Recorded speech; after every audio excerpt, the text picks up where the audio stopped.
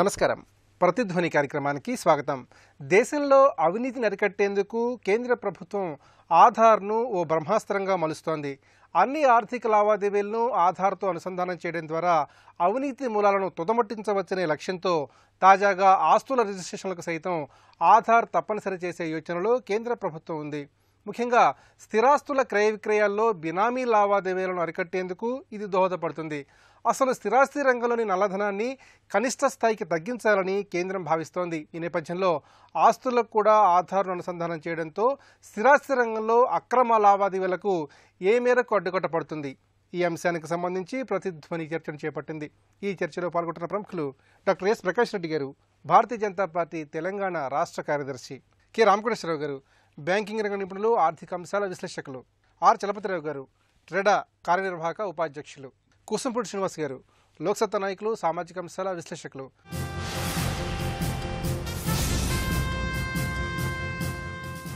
ప్రకాష్ రెడ్డి గారు, పాన్కు ఆధార్ అనుసంధానం తప్పనిసరి చేసిన కేంద్ర ప్రభుత్వం ఇప్పుడు తాజాగా స్థిరాస్తి కొనుగోలుకు, అమ్మకాలకు, రిజిస్ట్రేషన్లకు ఆధార్ను తప్పనిసరి చేయాలని కేంద్ర ప్రభుత్వం యోచనలో ఉంది. మరి అన్ని వ్యవస్థల్లో అవినీతి మూలాలను ప్రక్షాళన చేయడానికి కేంద్ర ప్రభుత్వం దృష్టి సారించిన వైనాన్ని ఏ విధంగా సమగ్రంగా పరిశీలించాలి?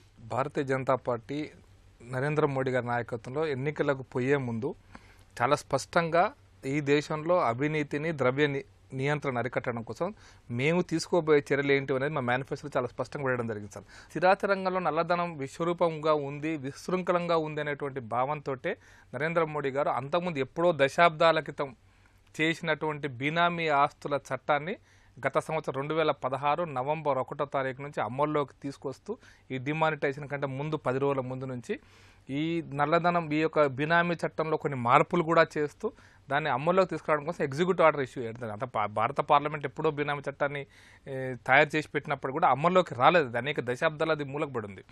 అమల్లోకి తీసుకొస్తూ నవంబర్ 1వ తారీఖు నాడు కేంద్ర ప్రభుత్వం ఎగ్జిక్యూటివ్ ఆర్డర్స్ ఇవ్వడం జరిగింది. దాంట్లో మరిన్ని క్లాజెస్ యాడ్ చేస్తూ దీంట్లో భాగంగానే ఇప్పుడు ఆధార్ కార్డు అనేటువంటి దాని కొనసాగింపుగా వచ్చినటువంటి ప్రక్రియ ఇది. అంటే ఈ బినామీ ఆస్తులు ఎవరెవరు ఎక్కడ కొంటున్నారనే దాన్ని అరికట్టడం కోసం తీసుకుంటున్నటువంటి చర్యలలో ఒక భాగం మాత్రమే ఆధార్ కార్డు లింక్ చేయడం. ఆధార్ కార్డు లింక్ చేయడం అనేది దీంట్లో భాగంగా అంశంగా చూడాలి తప్ప వేరే రకంగా చూడకూడదు అనేది నవంబర్ 1 నాడు తీసుకున్న నిర్ణయం యొక్క కొనసాగింపే ఇది. కాబట్టి దీనివల్ల ఏమవుతుందంటే దేశం మొత్తం మీద ఆధార్ కార్డు ఒకటే ఉన్నప్పుడు రిజిస్ట్రేషన్ కంప్యూటరైజ్ అయినప్పుడు ఆ రిజిస్ట్రేషన్లో ఎవరెవరు ఏ ఆస్తిని ఎక్కడ కొంటున్నారనేటువంటి స్పష్టమైనటువంటి సమాచారం ప్రభుత్వం దగ్గర ఉంటుంది. కొన్నప్పుడు ఆ బినామీ చట్టంలో చాలా కఠినమైన శిక్షలు కూడా ఉన్నాయి. దాన్ని అమలు చేయడం కోసం కొద్దిగానైనా సరే ఈ యొక్క నల్లధనం అనేటువంటిది ఈ స్థిరాస్తి రూపంలోకి కన్వర్ట్ కాకుండా ఉత్పత్తి రంగంలోనూ దేశ వివిధ రంగాల్లో ఉంటే బాగుంటుంది అనేటువంటి నిర్ణయంతో ఈ నిర్ణయం తీసుకోవడం జరిగింది. దీనివల్ల ఖచ్చితంగా రాబోయే రోజుల్లో ఇప్పటికీ బినామీ చట్టం అనేక ప్రాంతాల్లో కఠినంగా అమలు చేసే ప్రయత్నం మొదలైంది కూడా. ఈ ఆధార్ లింక్ చేయడం వల్ల ఖచ్చితంగా కూడా ఈ యొక్క ఎవరెవరు ఏ ఆస్తిని కొంటే ఎంత డబ్బు పెట్టి కొంటున్నారు, ఆ డబ్బు యొక్క రూపం ఎక్కడి నుంచి వచ్చింది, ఆ డబ్బు యొక్క వాళ్ళు దానిపైన ఆల్రెడీ ఆదాయ పన్ను దాంట్లో చూపించారా, చూపించలేదా, చూపిస్తే ఎంత చూపించారు, ఎంత కొన్నారు, ఇవన్నీ కూడా రికార్డు బయటకు వస్తాయి. రామకృష్ణరావు గారు, దేశంలో అత్యధికంగా నల్లధనం అనేది ముఖ్యంగా స్థిరాస్తి రంగంలో పేరుకుపోయింది. మరి స్థిరాస్తి లావాదేవీలకు ఆధార్ అనుసంధానం తప్పనిసరి చేయడం వల్ల ఈ రంగంలో అక్రమాలకు ఏ మేరకు అడ్డుకట్టపడుతుంది? ముఖ్యంగా ఈ రంగంలో పారదర్శకత ఏ మేరకు పెంపొందుతుంది? ఒక ముందడుగు. అయితే దీనివల్లనే మొత్తం నల్లధనం అరికట్టబడుతుందంటే నేను ఒప్పుకోలేను. ఎందుకంటే ఇప్పటికి కూడా స్థిరాస్తి రంగంలో జరిగే రిజిస్ట్రేషన్స్లో ఎక్కువ భాగం క్యాష్ కాంపోనెంట్ ఉంటా ఉంది. అది పోనంత కాలం మీకు రిజిస్ట్రేషను యాక్చువల్ మార్కెట్ వాల్యూకి యాక్చువల్గా ఏదైతే సేల్ చేశారో దానికి రిజిస్ట్రేషన్ చేయనంత కాలం కూడా నల్లధనం పోవటం అనేది అసంభవం. దానికి కావాల్సిన చర్యలు చాలా ఉన్నాయి. ఇంకా ఇది ఒక్కటే కాదు. అయితే ఇది ముందడుగు, ఇది మంచి పరిణామం. దీన్ని లింక్ చేయటం అనేది ఇది ఒక్కటే కాదు. గత 3 సంవత్సరాల్లో మనం అర్థం చేసుకోవాల్సింది, ప్రభుత్వం ఏదో చెయ్యాలి, నల్లధనాన్ని తీసుకురావాలనే తాపత్రయం మాత్రం బాగా వ్యక్తపరుస్తూ ఉంది. దానికి తగ్గ చర్యలు తీసుకుంటా ఉంది. డిమానిటైజేషన్ దాంట్లో భాగమే, జిఎస్టీ దాంట్లో భాగమే, డిజిటల్ పేమెంట్స్ దాంట్లో భాగమే, తర్వాత బినామీ యాక్ట్ తీసుకురావడం దాంట్లో భాగమే, అట్లానే bank insolvency and banking regulation act తీసుకురావడం దాంట్లో భాగమే, రేరా తీసుకురావడం కూడా ఒక మంచి స్టెప్. అందుట్లో దాని కొనసాగింపుగానే మనం ఇవాళ దీన్ని చూడాలి. అయితే ఇక్కడ ప్రాబ్లం ఏంటంటే ఇది ఒక్కటే సరిపోదు. మనకి ఇంకొక ప్రాబ్లం ఏంటంటే భారత రాజ్యాంగంలో కొన్ని భూమి అనేది రాష్ట్రానికి సంబంధించినటువంటి విషయం. దీంట్లో ఎక్కువ భాగం ఏంటంటే ఇప్పుడు ఉదాహరణకి ఇప్పుడు మీకు రిజిస్ట్రేషన్ ఉంది, మార్కెట్ క్యాష్ కాంపోనెంట్ ఉండటానికి ఒక కారణం ఏం చెప్తున్నారు, ఎల్బీ అనుకోండి, అది ఏం చెప్తున్నారు, ఫీజులు స్టాంప్ డ్యూటీ ఎక్కువ ఉందని చెప్తున్నారు. ఓకే, ప్రభుత్వం అటువంటి వాతావరణం క్రియేట్ చేయాలి, స్టాంప్ డ్యూటీ బాగా తగ్గించాలి, తగ్గించి పూర్తిగా మార్కెట్ వాల్యూని ఎప్పటికప్పుడు రివైజ్ చేసుకుంటూ మార్కెట్ వాల్యూ కంపల్సరీగా రిజిస్ట్రేషన్ చేసేటట్టు చేయగలిగిన రోజు అప్పుడు నల్లధనం తగ్గడానికి అవకాశాలు ఎక్కువ ఉన్నాయి. అయితే ఈ ఆధార్ లింక్ అనేది ఇందాక వారు చెప్పినట్టుగా ఇవన్నీ ఒక్కోటి కనుక యాడ్ అవటం వల్ల రిజల్ట్స్ తక్షణం రాకపోయినా ముందు వచ్చే అవకాశాలు ఉంటాయి. చలపతిరావు గారు, స్థిరాస్తి లావాదేవీలకు ఆధార్ అనుసంధానం తప్పనిసరి చేయడం వల్ల స్థిరాస్తి రంగంపై ఎలాంటి కీలకమైన ప్రభావం పడే అవకాశం ఉంది? ఇది తరుణం కాదు సార్. ఆధార్ లింక్ చేయటం అంత అవసరం ఏమొచ్చింది? ఇప్పుడు కంపల్సరీ చేసే పని ఏముందండి, వాలంటరీ కదా అంతా. ఇప్పుడు సపోజు దీంట్లో ఏదో ఉందంటే ప్రజలందరూ ఉన్నారు, వ్యాపారస్తులే కాదు ఉన్నది, స్థిరాస్తిలో ఉన్నది ప్రజలంతా, దేశ ప్రజలంతా, ప్రతి కుటుంబానికి ఎంతో కొంత స్థిరాస్తి ఉంది. బ్లాక్ మనీ ఉందంటే ప్రతి ఫ్యామిలీలోనూ అది ఉన్నట్టే లెక్క. సరే, దాన్ని తీసేయవలసిన అవసరం ఎంతైనా ఉంది. కానీ ఈరోజు 88% ఆధారం ఉన్న వాళ్ళు ఉన్నారు ఇండియాలో, 12%కి ఆధార్ లేదు. మరి దానికి ఏం చేస్తున్నాం గవర్నమెంట్ నుంచి? నెంబర్ 1. నెంబర్ 2, ఆన్లైన్ చేసేయండి, ఆన్లైన్ ఉంటే కానీ పెట్టమని తెలుగు రాష్ట్రాల్లో ఇప్పుడు ఆల్రెడీ ఒక నిబంధన పెట్టారు. దాన్ని ఏం చేశారు చూడండి, సామాన్యుడి పరిస్థితి ఏమిటి? ఆయన వెళ్తున్నాడు, రిజిస్ట్రేషన్ చేయించుకున్న తర్వాత రిజిస్టర్ అక్కడికి వెళ్తున్నారు, రెవెన్యూ డిపార్ట్మెంట్కి వెళ్తారు. వెళ్ళినప్పుడు వాళ్ళు ఏదో అతి కష్టం మీద డబ్బులు తీసుకోకుండా ఏదో రకంగా ఒక పాస్బుక్ పట్టా బుక్ ఇచ్చారు. కొన్ని రోజుల తర్వాత చూస్తే మీకు పాస్బుక్ పట్టా బుక్ ఇచ్చారు కానీ 1Bలో మీ పేరు లేదు సార్ అంటున్నారు. ఆర్ఓఆర్ కూడా ఉంటుంది, ఇది కూడా ఉంటుంది, 1Bలో లేదు. ఇప్పుడు కొత్తగా ఆన్లైన్లో చూస్తే వాళ్ళు ఏమంటున్నారు, మీరు ఆధార్ అనుసంధానం లేదు కాబట్టి ఆన్లైన్లో పెట్టలేదు అంటున్నారు. మీరు చేయవలసిన కార్యక్రమాలు మీరు చేయకుండా ప్రజలే చేయాలి అనేది ఇప్పుడు గవర్నమెంట్ యంత్రాంగం ఉంది, దానికి లిమిటేషన్స్ ఉన్నాయి. యంత్రాంగాన్ని సరిచేసి ఇప్పుడు కంక్లూజివ్ టైటిల్స్ అంటున్నాం, ఏం చేయగలిగామండి?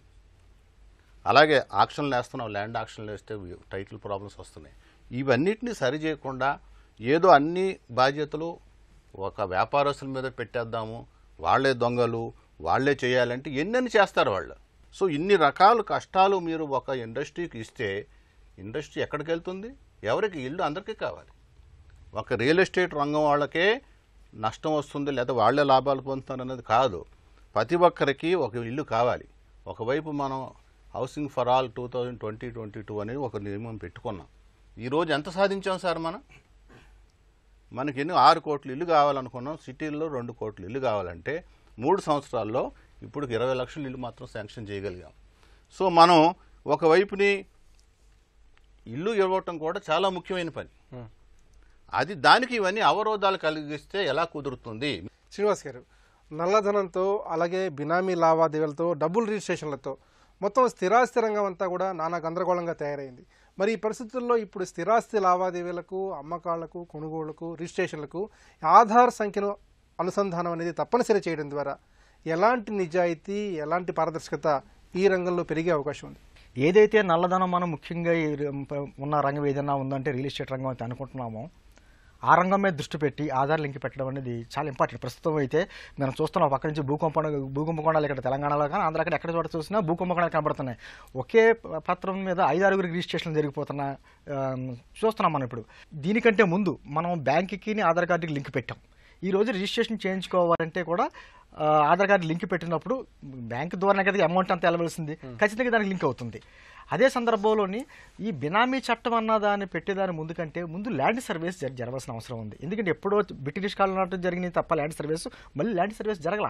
ఇప్పుడు మళ్ళీ ఒక్కసారి పూర్తి స్థాయిలో ల్యాండ్ సర్వీస్ చేసి అప్పుడు బినామీ యాక్ట్ పెడితే నిజమైన దొంగలు ఏమిటన్నదో ముందు బయటపడుతుంది. అదే సందర్భంలో ఈ ఓటర్ కార్డుకి ఆధార్ కార్డుకి కూడా లింక్ పెట్టవలసిన అవసరం ఉంది. ఎప్పుడైతే ఈ లింక్ బ్యాంక్కి ఈ ఓటర్ కార్డుకి ఈ రిజిస్ట్రేషన్స్కి ఇవన్నిటికీ ఒకదానికి లింక్ పెడితే అక్రమార్కులు ఎవరైనా ఉన్నారంటే ఖచ్చితంగా బయటకు అనేది వస్తుంది. అదే సందర్భంలో గవర్నమెంట్ రేట్స్ కూడా భూముల రేట్లు ఎక్కడ రిజిస్ట్రేషన్ కంటే అసలు ఒరిజినల్ రేటుకి గవర్నమెంట్ రేటుకి అసలు సంబంధం లేని స్థితిలో చాలా గ్యాప్ చాలా ఉంది. దాంతో బ్లాక్ మనీ అనేది అక్కడ ఏర్పడుతుంది. అందుకని గవర్నమెంట్ రేట్లు పెంచడం అంటే సరే పెంచడం, భూముల రేట్లు తగ్గించడం, రిజిస్ట్రేషన్ రేట్లు కూడా తగ్గించాల్సిన అవసరం ఉంది. అవి ఎప్పుడైతే రిజిస్ట్రేషన్ రేట్లు తగ్గించారో ఆటోమేటిక్గా బ్లాక్ మనీ అనేది కట్టడం పెద్దలు చెప్పినట్టు బ్లాక్ మనీ అక్కడ కట్ అవుద్ది. రిజిస్ట్రేషన్ రేట్లు ఏమో ఒక పక్కన పెంచుకుంటూ వెళ్ళిపోయి గవర్నమెంట్ రేట్లు ఏమో ఎక్కడో అదో ఇక్కడ ఉంటే ఈ గ్యాప్ పొచ్చడానికి హేతుబద్ధంగా చేసుకుంటే అప్పుడు ఎప్పుడు ఈ బ్లాక్ మనీ అనేది చాలా కట్టడి అవుతున్నది మా ఉద్దేశం. అదే సందర్భంలో ఆధార్ కార్డు అన్నది తీసుకురావడం అన్నది ఈ దేశంలో అమెరికాలో ఉన్నట్టుగా సోషల్ సెక్యూరిటీ నెంబర్ లాగా ఇక్కడ ఆధార్ కార్డు ఉన్నట్టుగా అన్ని రకాలుగా కూడా లింకప్ చేయడం అనేది చాలా ముఖ్యం. దాంతోపాటు వ్యక్తిగత భద్రత కూడా చాలా ఇంపార్టెంట్. ఆధార్ కార్డు ఎప్పుడైతే ఇచ్చారో ఆధార్ కార్డుతో పాటు అతనికి కులం, మతం, అతని బ్యాంక్ అకౌంట్ డీటెయిల్స్, అతని ఆస్తి అన్ని వివరాలను వస్తాయి. కాబట్టి ఆ సెక్యూరిటీకి మాత్రం ఆ సెక్యూరిటీ తీసుకోవాల్సిన బాధ్యత గవర్నమెంట్ తీసుకోవాలి తప్ప అది ప్రైవేట్ సంస్థల చేతిలో పెట్టకుండా ఉంటే అది ఏమన్నా కొంచెం సెక్యూరిటీగా ఉంటుంది. ప్రకాష్ రెడ్డి గారు, అవినీతి మూలాలని పరిశోధించేందుకు, ముఖ్యంగా అవినీతిని ప్రక్షాళన చేసేందుకు మోదీ సర్కార్ ఆధార్ చట్టాన్ని తీసుకొచ్చింది. మరి దేశంలో పూర్తిగా అవినీతిని ప్రక్షాళన చేయడానికి ఈ ఆధార్ అనేది బ్రహ్మాస్త్రంగా ఏ విధంగా ఉపకరిస్తుంది? బ్రహ్మాస్త్రం అయితే కాదు కానీ ఖచ్చితంగా మంచి అస్త్రంగానూ ఖచ్చితంగా నేను ఒప్పుకుంటాను. బట్ 2 విషయాలు నేను స్పష్టం చేయదలుచుకున్నాను సార్. రియల్ ఎస్టేట్ స్థిరాస్తి రంగం అనేది ఓన్లీ బిల్డింగ్ కన్స్ట్రక్షన్స్, ఇండ్ల కన్స్ట్రక్షన్లో లేదు సార్. ఇది చాలా ఇండ్ల కన్స్ట్రక్షన్ చాలా తక్కువ నల్లధనం ఉంటుంది. నిజమైనటువంటి నల్లధనం ఎక్కువ విశృంఖలంగా కనపడేది భూముల స్థిరాస్తులలో, మామూలుగా ఉండే భూములలో. కాబట్టి అక్కడ ఒక ప్రధానం గుర్తుంచుకోవాలి. దాని తర్వాత క్యాపిటల్ గెయిన్స్ కూడా. మనం ఈరోజు భూమి అమ్మిన తర్వాత వచ్చే నిధులు వరన్నట్టుగా రిజిస్ట్రేషన్ వాల్యూ కనుక హేతుబద్ధత జరగకపోతే ఈ క్యాపిటల్ గెయిన్స్ యొక్క ట్యాక్స్, ఇన్కమ్ ట్యాక్స్ కూడా రావటం లేదు. ఇది చాలా ప్రధానమైన అంశం. దీన్ని మనం స్పష్టత తీసుకోగలిగితే ఈ ఇష్యూస్ ఉండవు. రెండో విషయం ఏంటంటే ఈరోజు ఆధార్ లింక్ అనేటువంటిది చాలా 98% ఆధార్ వచ్చేస్తుంది. ఇప్పుడు మనం అప్లై చేసుకుంటే ఎవరైనా సరే లేదనుకునే వాళ్ళు కూడా ఎక్కడ అప్లై చేసుకున్నా 3 రోజుల్లో ఆధార్ కార్డు వస్తుంది సార్. 3 నుంచి 4 రోజుల కంటే ఎక్కువ సమయం పట్టదు సార్. కాబట్టి తెచ్చుకోవడానికి, ఆధార్ కార్డు తీసుకోవడానికి, అడ్రస్ ట్రాన్స్ఫర్ చేసుకోవడానికి కానీ, వాళ్ళకి ఇంకా తప్పులు దొరికితే ట్రాన్స్ఫర్ చేసుకోవడానికి ఇవన్నిటికి కూడా సిస్టమ్ పర్ఫెక్ట్గా ఉంది, చాలా పర్ఫెక్ట్గా ఉంది. ఈ రోజున 3 రోజులలో ఎవరికైనా కూడా ఇవన్నీ కూడా పేరు తప్పున్న, పదం తప్పున్న అన్ని సవరించబడుతుంది. కాబట్టి ఆధారు రాలేదు లేదనేటువంటి దాని నుంచి మనం కొంత ఆలోచించాలనేటువంటి నా అభిప్రాయం సార్. దీంతో పాటు అంటే నేననేది అంటే బేసిక్గా ఈరోజు నల్లధనం అనేటువంటి దాంట్లో నుంచే వచ్చింది కాబట్టి, స్థిరాస్తులోంచే వచ్చింది కాబట్టి అరికట్టడం కోసం ఈ ఆధార్ లింక్ వల్ల అన్ని సిస్టమ్స్లో లింక్ కనుక జరిగితే ఈ యొక్క ముఖ్యంగా ఇదే డైరెక్ట్ ట్యాక్సెస్లో మనం ఈరోజు జీఎస్టీ పెడుతున్నాం. జీఎస్టీ పెట్టడం వల్ల మనం నిజమైనటువంటి పేదవాడు, అత్యంత పేదవాడి దగ్గర నుంచి అత్యంత ధనవంతుడు పే చేస్తున్నాడు దీంట్లో. కానీ వాస్తవానికి రియల్ ఎస్టేట్ ఏదో స్థిరాస్తి రంగంలో ధనవంతులు ఎక్కువ మంది పెట్టుబడి పెడుతున్నారు. మనం వాళ్ళ ధనవంతుల దగ్గర మనం డబ్బులు తీసుకోకుండా పేదవాడు జీఎస్టీని మనం చాలా పెద్ద ఎఫెక్టివ్గా చేస్తున్నాం అనుకోవడం కరెక్ట్ కాదు. అందుకోసం ఈ సందర్భం ఇంకొక విషయం చెప్పదలుచుకున్నాను సార్. ఈ దేశంలో మనం జీడిపి లెక్కలు ఇస్తున్నాం. మనం చాలా ఈరోజు ఈ దేశంలో జీడిపి లెక్కలలో వాస్తవానికి లెక్కలలోకి వచ్చిన జీడిపి $3 ట్రిలియన్. అంటే భారతదేశంలో సుమారుగా 1.5 కోట్ల 5 కోట్లు ఉంటుందని చెప్పారు. కానీ వాస్తవానికి అది 3 కోట్ల కోట్లు ఉంది.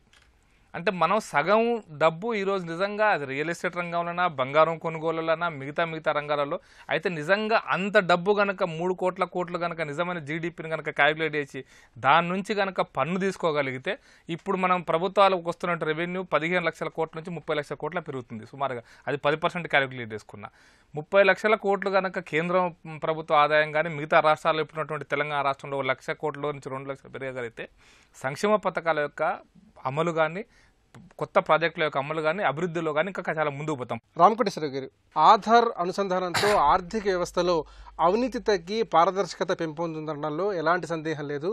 ముఖ్యంగా అదే సమయంలో ఆధార్ సమాచారాన్ని పరిరక్షించాల్సిన బాధ్యత ప్రభుత్వంపై ఎంతవరకు ఉంటుంది? సుప్రీంకోర్టులో దాదాపుగా వారం రోజుల నుంచి ఇదే జరుగుతూ ఉంది. పెద్ద మేధావి మొత్తం రాజ్యాంగ నిపుణులు అందరూ కూడా దీని మీద పెద్ద సీనియర్ అడ్వకేట్స్ అందరూ కూడా వాళ్ళ వాదనలు వినిపిస్తూ ఉన్నారు. సుప్రీంకోర్టు ఆల్మోస్ట్ అయిపోవచ్చింది. కాబట్టి దీనికి మనం కొద్ది రోజులు వెయిట్ చేస్తే అసలు ఎంతవరకు మనకు వ్యక్తిగత స్వాతంత్రం ఎంత ఉండాలి సమాజంలో అది కూడా సుప్రీంకోర్టు నిర్వచించబోతూ ఉంది. ఖచ్చితంగా ఈ వ్యక్తిగత ప్రాథమిక హక్కు వ్యక్తిగత స్వాతంత్రం అనే దాంట్లోకి వచ్చేసరికి అది సమాజానికి లోబడే ఉండాలి ఏదైనా కూడా. ఆధార్ అనేది మీకేం అన్ని వివరాలు లేవు దాంట్లో, మీకు సంబంధించినటువంటి మొత్తం పర్సనల్ ఇన్ఫర్మేషన్ కూడా లేదు దాంట్లో. అది కొన్ని ఉన్నాయి దాంట్లో, పరిమితమైన ఇన్ఫర్మేషనే ఉంది ఆధార్. అయితే ఇది కాబట్టి దానివల్ల ఇప్పుడు మనం లింక్ చేయటం వల్ల ఆధార్ తోటి మనిషి యొక్క స్వాతంత్రం పోయే అవకాశం అయితే లేదు, నంబర్ 1. అయితే రెండోది, అసలు ఇంకొక చర్చలోకి మనకు వచ్చినటువంటి ప్రధానమైనటువంటి అంశాల గురించి కూడా మనం ఆలోచించాల్సిన అవసరం ఉంది. ఎందుకు ఇది కంపల్సరీ? ఆధార్ ఖచ్చితంగా కంపల్సరీ చేయాలి. మనం ఇప్పటిదాకా మాట్లాడుకుంటుంది ఏంటి, భారతదేశంలో నల్లధనం అనేది ప్యారలల్ ఎకానమీగా దాదాపుగా 30-40% ఆర్థిక విధానం ఉన్నప్పుడు దాన్ని అరికట్టాల్సిన సామాజిక బాధ్యత ప్రతి ఒక్కరి మీద ఉంది. దాంట్లో మనం దాన్ని సహకరించాలి. ఇబ్బందులు ఉన్నాయి, ఇబ్బందులు లేవంటలేదు. ముఖ్యంగా తెలుగు రాష్ట్రాలు లేవండి, నేను ఒప్పుకోలేకపోతున్నాను. తెలుగు రాష్ట్రాలు మీరు స్టాటిస్టిక్స్ తీసుకుంటే దాదాపు 95% ఆధార్ లింక్డ్. కాబట్టి ఆధార్ ఇక్కడేదో అది ఎక్కడ బీహారు, ఉత్తరప్రదేశ్. దురదృష్టం ఏంటంటే భారతదేశం ఫెడరల్ రాజ్యాంగం కావటం వలన సెంటర్ ఏదైతే ఆలోచిస్తుందో రాష్ట్రాలు కూడా అదే విధంగా ఆలోచించకపోతే ఇబ్బందులు వస్తూ ఉన్నాయి. ముఖ్యంగా ఉత్తరప్రదేశ్, బీహారు, వెస్ట్ బెంగాల్ ఇక్కడే ప్రాబ్లం వస్తూ ఉంది. అక్కడే కాలేదు, లింక్ కాలేదు ఎక్కువ. కానీ మిగతా రెస్ట్ ఆఫ్ ది కంట్రీ పూర్తిగా, సౌత్ అయితే పూర్తిగా 95% లింక్ అయిపోయింది. అదేం పెద్ద ఇబ్బంది కాదు. వారు చెప్పినట్టుగా ఎవరైనా లేని వాళ్ళు ఉంటే 3 రోజుల్లో వచ్చేస్తుంది. నేనే ఉదాహరణ, నాకు కావాల్సిన మొన్న ఒకటి వేరే వాళ్ళకి కావాలంటే 3 రోజుల్లో కూడా కార్డు వచ్చేసింది. సో అది అసలు ఇష్యూనే కాదు. అయితే దీంట్లో ఇంకా మేధావులు చెప్తున్నటువంటి ఇష్యూ ఇంకోటి ఉందండి. ప్రధానమైనది ఏంటంటే డిమానిటైజేషన్ అయినా జిఎస్టీ వలన మీకు జీడిపి గ్రోత్ రేట్ తగ్గింది. లాస్ట్ 2 quarters కూడా తగ్గింది. అయితే తగ్గనండి, నాకు గ్రోత్ రేట్ ఇంపార్టెంటా, సమాజం ఒక మంచి హెల్దీ దీంట్లో డైరెక్షన్లో వెళ్ళటం ఇంపార్టెంట్ అని చూసుకున్నప్పుడు నా దృష్టిలో రెండోదే important. So disruption, economic disruptions అంటారు వీటన్నింటినీ. డిమానిటైజేషన్ అయినా, జిఎస్టీ అయినా, ఇప్పుడు రియల్ ఎస్టేట్లో వస్తున్నటువంటి రేరా తీసుకురావటం, రేరా తర్వాత ఆధార్ లింక్ చేయటం, ఈ ఎకనామిక్ డిస్రప్షన్స్ వలన తక్షణం 1 సంవత్సరంలో కొంచెం గ్రోత్ రేట్ తగ్గొచ్చు. కానీ సమాజానికి అది అవసరం, సమాజానికి అది చాలా అవసరం. కాబట్టి మన అంతిమ లక్ష్యం ఏంటి? అంతిమ లక్ష్యం ఒకటే కావాలి మనకేంటంటే, అంతిమ లక్ష్యం అల్టిమేట్గా కాంపిటేటివ్ మార్కెట్ ఎకానమీ రావాలి. దురదృష్టం ఏంటంటే మనం 70 సంవత్సరాలు 50 సంవత్సరాలు సోషలిజం పేరుతో చేసిన దీంతో పెట్టుబడిదారి విధానం అంటే అదేదో విలన్లాగా చూడటం మనకు అలవాటైపోయింది. కాదు, కాంపిటేటివ్ మార్కెట్ ఎకానమీ రావాలి. దానికి చట్టాన్ని గౌరవించే వ్యవస్థ రావాలా. దాంతోపాటు ఎక్కువ మంది పన్ను చెల్లింపు ట్యాక్స్ కంప్లైయన్స్ సిస్టమ్ అనేది మనకి రావాలి. అది రావాలి అంటే మాత్రం ఇవన్నీ జరగాల్సింది. తిరుపతిరావు గారు, స్థిరాస్తుల అమ్మకాలు కొనుగోళ్లకు సంబంధించి ఆధార్ అనుసంధానం తప్పనిసరి చేయడం ద్వారా నల్లధనం గణనీయంగా తగ్గి నిజమైన కొనుగోళ్లు పెరిగే అవకాశం ఉందని చెబుతున్నారు. ముఖ్యంగా ఆరోగ్యకరమైన డిమాండ్ ఏర్పడటం వల్ల స్థిరాస్తి రంగం ఏ విధంగా పుంజుకుంటుంది? ఇటువంటి చర్యల ద్వారా కంప్లీట్గా నల్లధనం వెళ్ళిపోద్దంటే నేను ఒప్పుకోను సార్. మన దేశంలో విపరీతమైనటువంటి ట్యాక్సెస్ ఉన్నాయి, విపరీతమైన రిజిస్ట్రేషన్ ఛార్జెస్ ఉన్నాయి. ఈరోజు జిఎస్టీ ఇంటర్ప్రిటేషన్ ప్రకారం చూస్తే అమ్మినవాడు క్యాపిటల్ గెయిన్కి అయితే 22.5% వాడు పే చేయాలండి. ఆ రెగ్యులర్ ఇన్కమ్ ట్యాక్స్ పే అయితే 33% పే చేయాలి. వాడికి వచ్చిన దాంట్లో క్యాపిటల్ గెయిన్.